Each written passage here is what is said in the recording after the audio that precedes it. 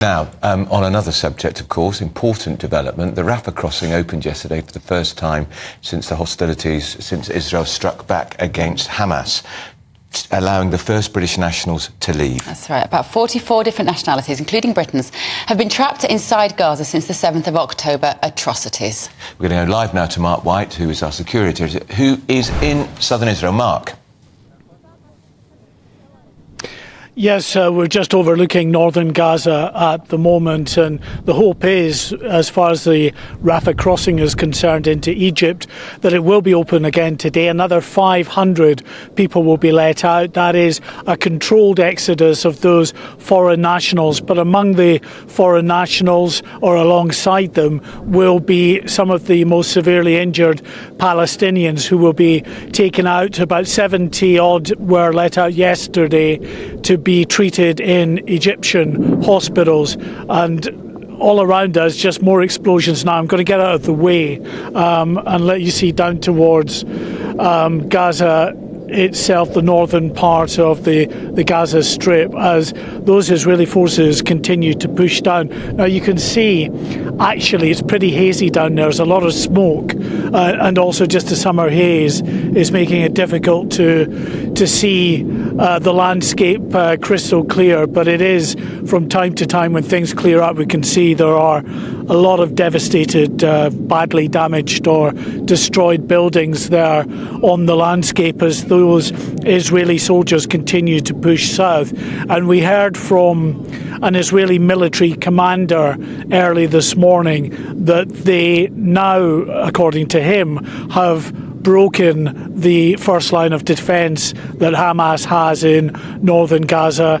It was tough going with these Hamas terrorist positions well dug in, firing anti-tank missiles, setting off improvised explosive devices, hurling grenades and heavy machine gun fire as well at the Israeli troops.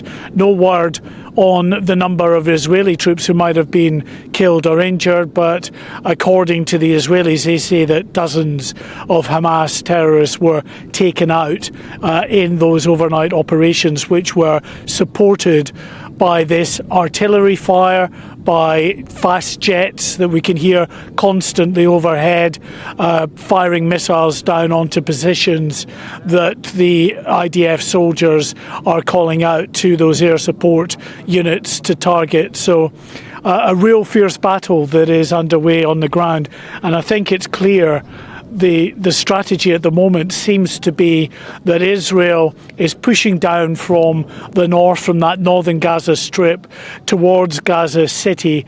At the same time, south of Gaza City, other Israeli troops are pushing inland from Israel out towards the coastal road there, to effectively encircle Gaza City before the big push begins into the city itself. That will be long, that will be bloody on all sides. But the Israeli military commander who spoke this morning said that already, to use his phrase, they are knocking on the gates of Gaza City. OK, thank you very much, Mark. We've got Esther McVey in the studio with us now to discuss all sorts of things. Esther, always good to see you. Just first of all, reflections on the situation in the Middle East. The Sun newspaper has got an incredible double spread this morning of the babies and the children who have been kidnapped, and it's very powerful. We talk about this big picture issue, but actually when you hone in on the human stories like this, it's heartbreaking. The youngest one is 9 months old, and the oldest of the kids is 17, 32 of them. None of them, we don't know if any of them have been released. Brings it home, doesn't it? Oh, absolutely. When you see an image like that, it's heartbreaking. And you see the ages of the children there, it is heartbreaking. What have children done to deserve it, in a sense? I mean, they're innocent, aren't they? But I guess when people take them, they realise the power of what they've got, all those children. They've taken them as hostages. They know that people will want to do something to save and protect those children. They know what they're doing. Brutal and cynical, isn't it, Hamas? Brutal and cynical. They use their own children as human shields, and now they're stealing the Israeli ones. Yeah, when Hamas did that attack on Israel on October the 7th, the fallout has gone way beyond the region. It has pierced peace across the globe. It has turned communities against one another. Baghdad to Birmingham, Lebanon to London, Tunis to Tokyo, people are going to the streets. What they have done has caused disruption around the world. And do you think the police are doing enough here, Esther? When for instance, we saw the police tearing down photographs of missing Israeli children from outside a chemist shop up in Manchester. I think they did something similar in London. Appalling, it seems to me. And they're allowing protesters to chant holy war. They're using that trigger phrase for Jews, the river to the sea. I mean, I'll support the rank and file of the police, absolutely. But I do think that when those protests happened at the weekend and they saw the numbers, I think they felt intimidated. Right. And I don't think they used the powers that they had at their disposal. Yes, they took videos and they've pursued it afterwards, but actually it needs to be stopped then and there. You will know the acts that have come forward, the new Public Order Act 2023, that was working on how do we, curtail protests. Of course, the police crime sentencing and court bill as well limited these protests. I believe the laws are there. I just don't think they're being used. That's what I think. But why would they not be being used? Is it as simple as the police being intimidated?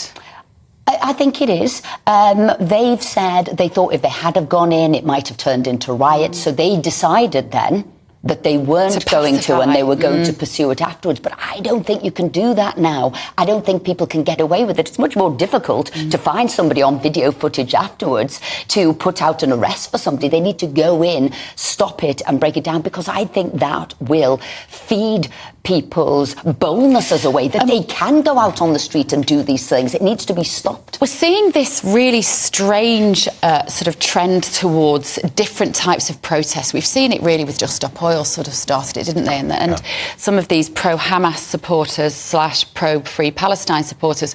I'm thinking about the mice being released into McDonald's. We understand that someone's been arrested. We covered this story yesterday and we're going to be talking about it a bit later. But that sort of protest is just chilling and odd and really kind of just, it doesn't sit on the streets of this country for me. Hurting animals like that, mice admittedly, and then just releasing them into McDonald's. It's such a strange form of protest. What do we do about that? It's a filthy form of protest, isn't it? It's That's a health and safety, for. but I think it was filthy and dirty.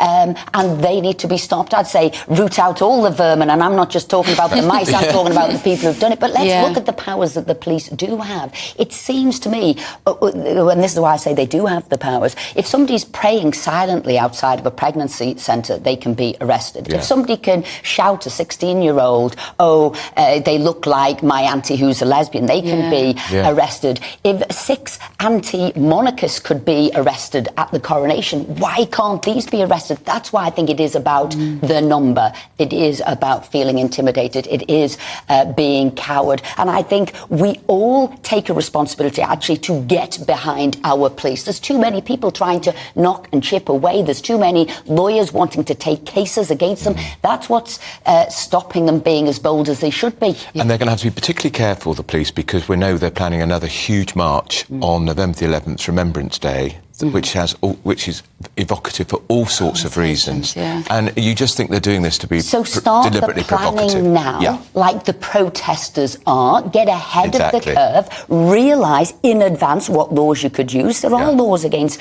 whether it's defacing any of those statues or the cenotaph. They've got those. What are the numbers? What are they saying? There are things like Section 5 of the new Public Order Act. Harassment, alarm or distress in relation to the use of threatening, abusive or insulting words. So they've got that. Combined with Section 18, if it is to stir up racial hatred, they do have those powers. Of course, lawyers are going to argue the opposite way. That's what lawyers do. But they need to stand firm. And as I said, preparation is key because they know this is happening. Could you possibly give up being a Tory and become the Metropolitan Police Commissioner? Because we want this sort of policing in force. Yeah, Mark Rowley also needs to come out. He does. And if he doesn't think think the powers are good enough. He has to say, well, what would we? Exactly. Remember, we've been working with them to stop a lot of stop the oil stuff. So we've stopped that. Locking on's gone, slow marching has gone. We've done all that. So what is it we haven't got? I hear Keir Starmer's come out and said stuff. I thought, well, actually, Labour was voting against most of what we did. Again, it's all right saying what we haven't got. We'll come and explain what it is. Because I don't think that's the case. I think all the laws are there.